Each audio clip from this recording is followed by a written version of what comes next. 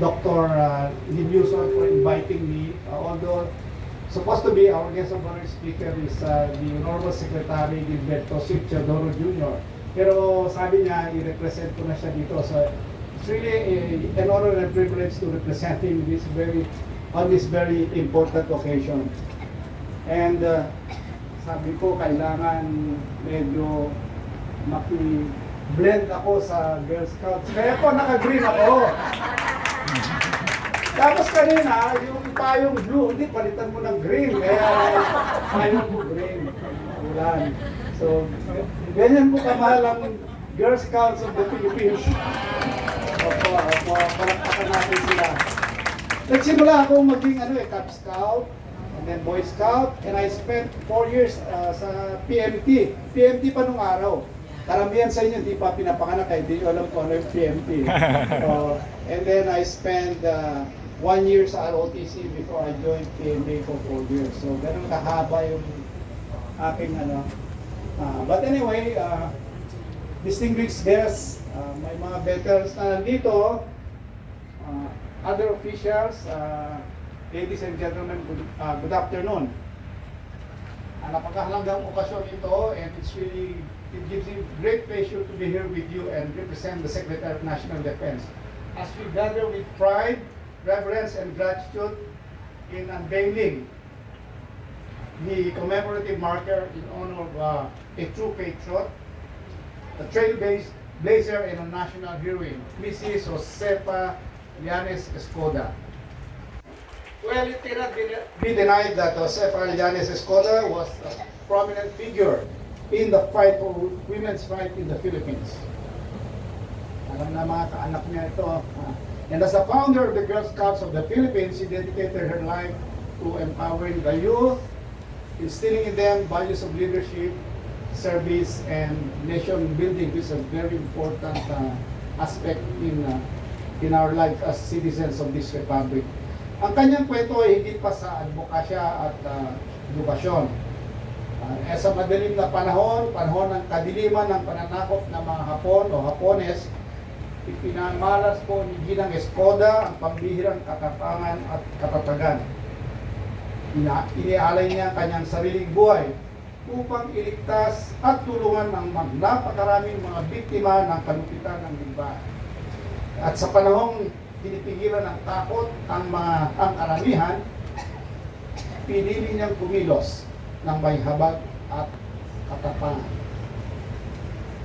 So in June of 1944, Antonio Escoda Sr., Josefa's husband, was arrested by the Japanese, and 2 months later, in August, Josefa herself was also arrested. And both of them, they left behind their young children, Maria Teresa, who was 16 years old at the time, and Antonio Jr., who was about 13 years old. And Maria Teresa would later on become the president of the Cultural Center of the Philippines in the late 80s up to early 90s, while Antonio Jr. would follow the footsteps of their father and become a media man, a press man, and he became the head of the he was with the Associated Press in Southeast Asia and headed the AP, Associated Press in the Philippines, in Thailand, and of course Malaysia.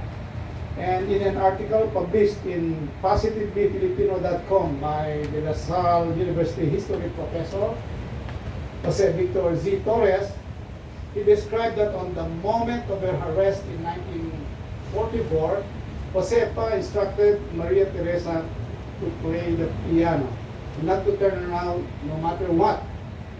And that the last sound she heard of her was the door of your house slamming shut after the Japanese had taken Josefa.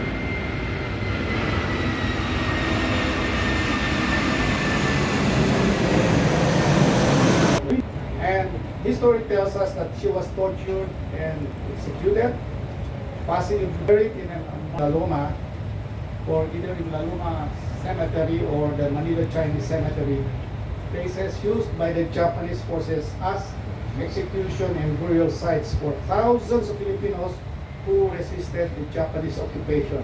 and her final resting place remains uncertain up to this time.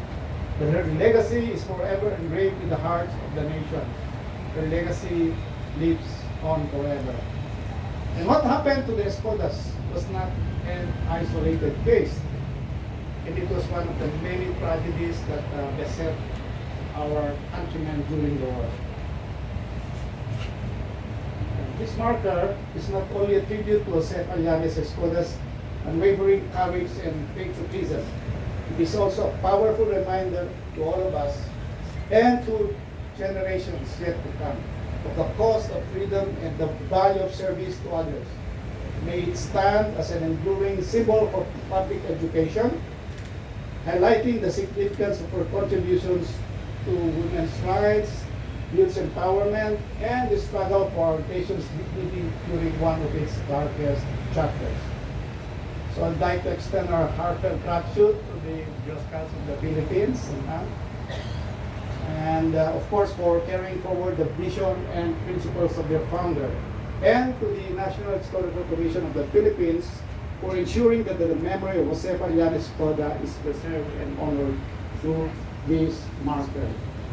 And as we unveil this commemorative marker this afternoon, let it not remind us of what had been lost, but rather inspire us with what has been gained through her sacrifice.